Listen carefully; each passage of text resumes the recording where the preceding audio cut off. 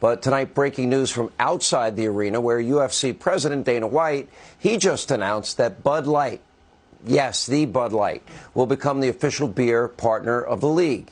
Now, after veering off course, which I thought was stupid, into the, woke cultural wars in the country, is this a strong message from Anheuser-Busch and Bud Light that we've heard you loud and clear and we're getting back on track? Anyway, here with more on all of this brand new partnership is UFC President, CEO Dana White is with us. So I had you on my radio show today. Been on radio 30-plus years, been here, I'm in my 28th year at Fox. And, what's interesting to me is I refuse to call for boycotts, firings, cancellations, any of this stuff. I'm against all of it. I thought it was stupid of Budweiser or Bud Light to get into that controversy. Just dumb. And I have no idea why they waded into those waters. But my fear from the beginning was not the person that made the dumb decision or the people that made the dumb decision.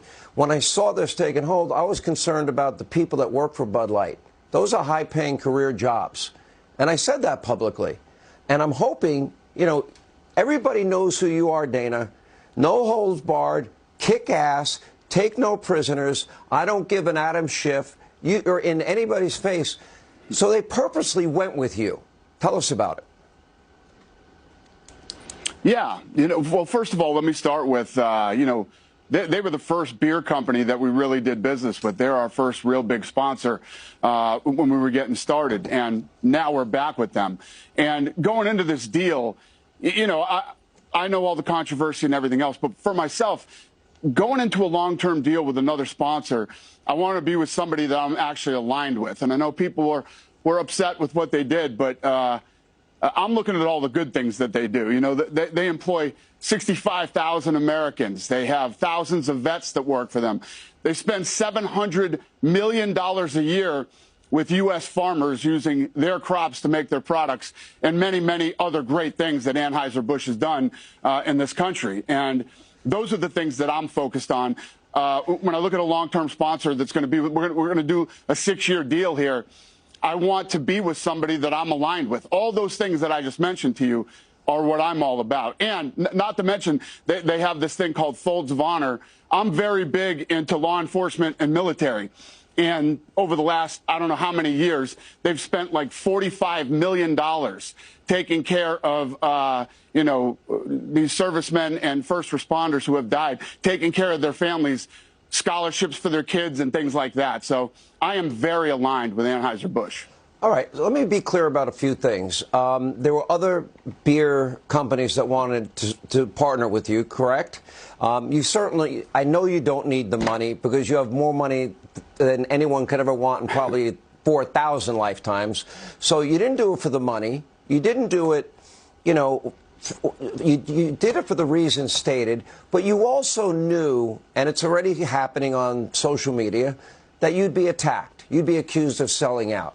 I want you to respond to those people. Well, let's be clear. When you do sponsorships, you definitely do sponsorships for the money, too. Money is definitely a part of it, but money was not the decision-making. There wasn't the reason that I made the decision. All the things that I just told you are why. I mean, there's more to being aligned with a sponsor, a major sponsor like that, for as long as I'm going to be. There are many other things that are important to me other than just the money. And the people that were all involved in this negotiation on every side absolutely positively know that my choice was not determined by money. Yeah, I know that. One of the things that I would say is, when you factor in what you said about their support of the military, when you factor in that they support U.S. farmers, when you factor in, for me, the most important things, I knew it, and it did happen. I knew great people that work for Budweiser, once the beer sales slipped dramatically, because it was a strong message that, what the hell are you doing? Why are you diving into these cultural wars? It was stupid. Sorry, at that time, your new partner was being stupid. They should never have gotten into the political arena like that. But I do think, and I hope this, and I'm a Christian, I believe in second chances, forgiveness, right? I'm hoping that maybe for the sake of the people that need their career jobs back to pay their mortgages, car payments, rent, and need those career jobs and get their health insurance back, that maybe people might consider giving them another chance with the clear understanding if they screw up again like this, they're never coming back.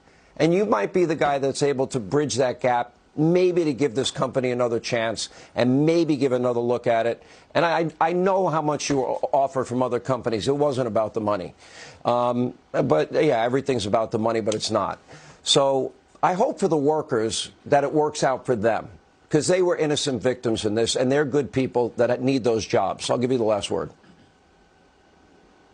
Yeah, that's what I say, too. And it's about, listen, like I said before, they run their business. They do their thing. They do a lot of great things. They do a lot of great things. They employ 65,000 people in this country. They take care of farmers. And did you know that when there's big disasters, they shut the plant down and they turn it into a water bottling facility? And they bottled like 100 million bottles of water that they've sent out to disaster areas. I'm going to focus on the good that they do. We are very aligned in many different areas, and that's why they're going to be my partner for the next 6 years. Look, I admire you. Knew that you'd get incoming. You did it anyway. You have strong reasons why you did it. I really cared about then, and I care about now, the workers. And you know what? All these other things that you brought up that I also support, the military, law enforcement, all these things, amazing. By the way, why didn't Elon Musk and Zuckerberg get in the octagon?